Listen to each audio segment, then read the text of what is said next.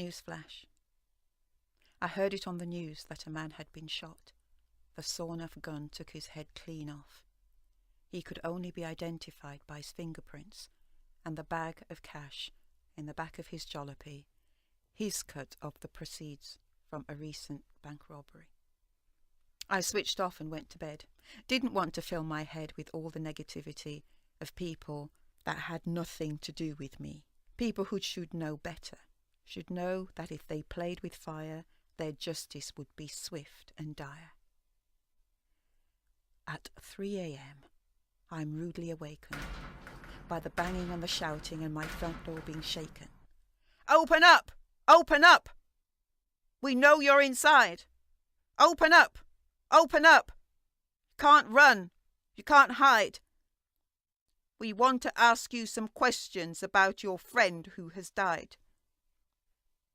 I trembled and shook, trying to decide if I was dreaming with my eyes open wide.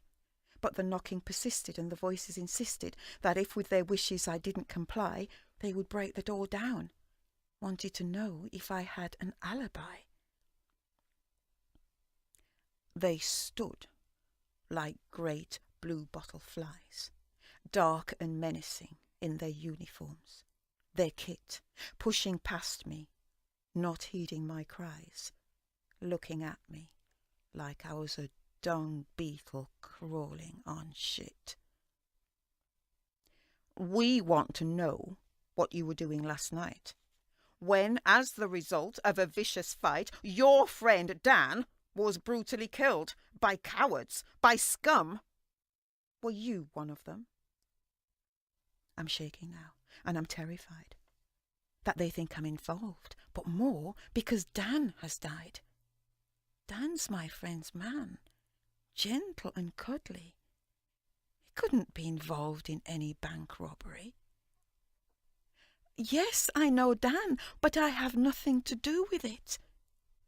"We're taking you to the station, so in a statement you can put it." Pointless to protest. They're intent and I'm outnumbered. With my arm at my back, I march to the Black Maria. They question me for hours and hours.